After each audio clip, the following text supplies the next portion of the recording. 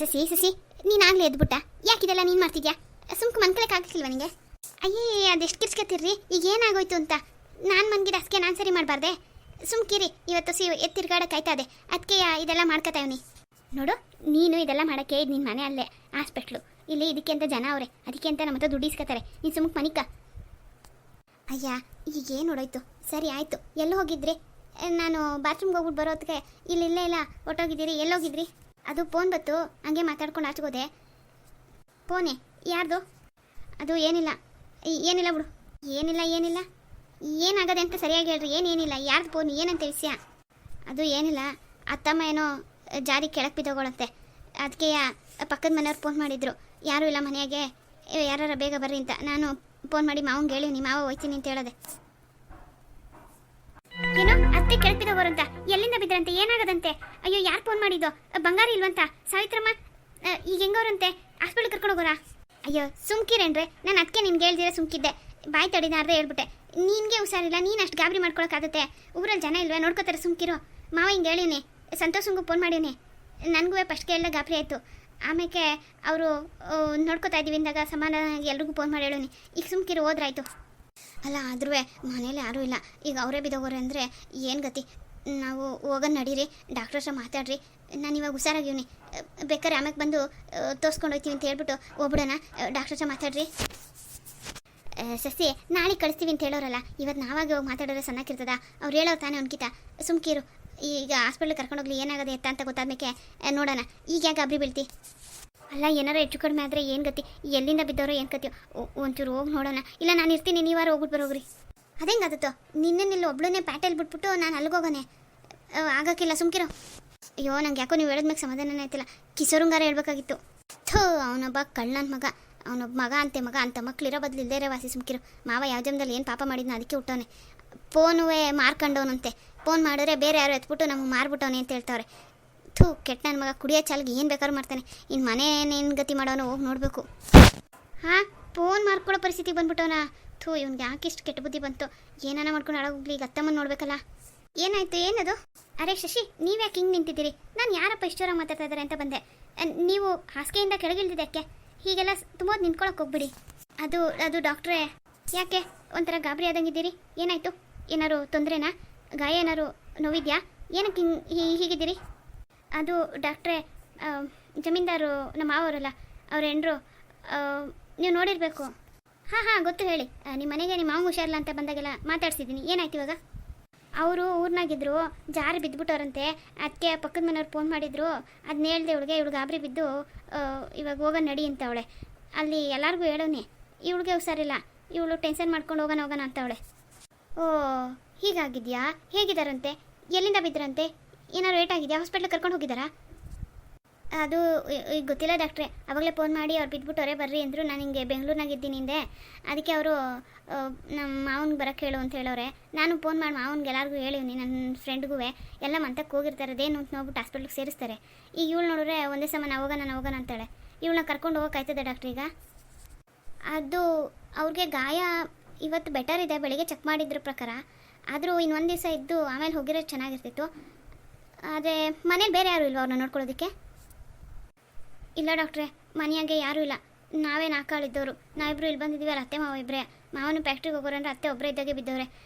ಈಗ ನಾವು ಹೋಗಲಿಲ್ಲ ಅಂದರೆ ಮನೆ ಆಗಲಿ ಅವ್ರಿಗಾಗಲಿ ಯಾರು ನೋಡ್ಕೊಳಕ್ಕಿಲ್ಲ. ಓಹೋ ಈ ಥರ ಇದೆಯಾ?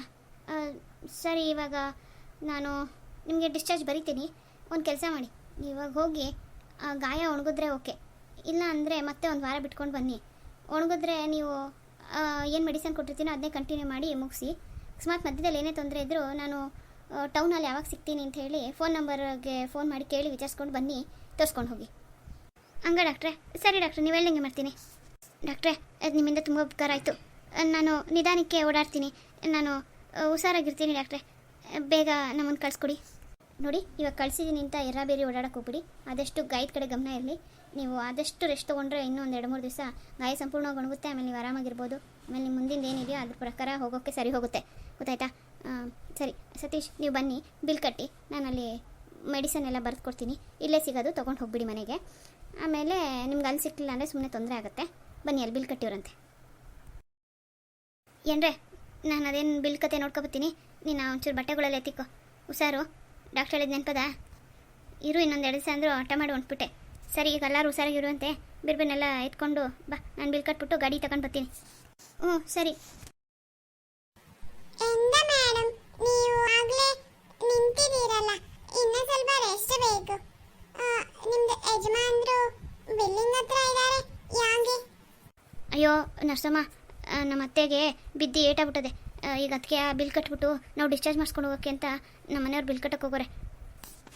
ಓ, ಎನ್ನ ಆಚೆ ನಿಮ್ಮ ಅತ್ತೆಗೆ ಇವಾಗ ಆಯ್ತಾ? ನೀವು ಡಿಸ್ಚಾರ್ಜ್ ಮಾಡಿಸ್ಕೊಳ್ಳೋಕೆ ಡಾಕ್ಟರ್ಗೆ ಹೇಳಿದ್ದೀರಾ? ಡಾಕ್ಟ್ರ್ ಹತ್ರ ಮಾತಾಡಾಯ್ತು ನರ್ಸಮ್ಮ, ಹ್ಞೂ ಅಂತ ಹೇಳೋರೆ.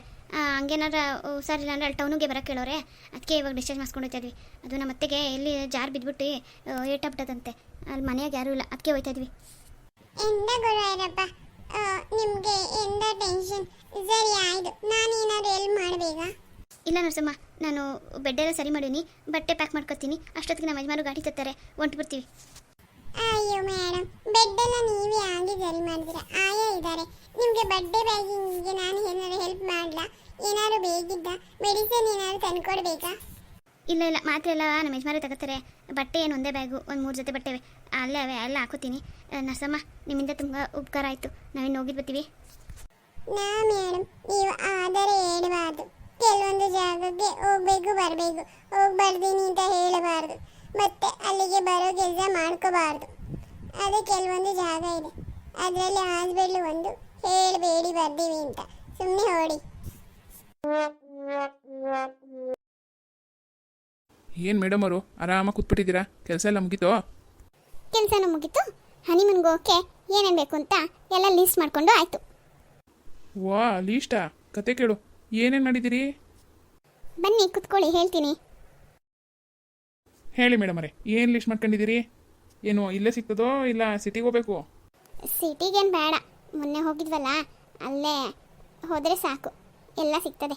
ಅಲ್ಲೊಂದು ಶಾಪಿಂಗ್ ಮಾಲ್ ಇತ್ತಲ್ಲ, ಅಲ್ಲೇ ಎಲ್ಲ ನೋಡ್ಕೊ ಬಂದೀನಿ. ಶಾಪಿಂಗ್ ಮಾಲು? ಹಾಂ, ಹೇಳಿ ಏನೇನು ಬೇಕು ಅಂತವ.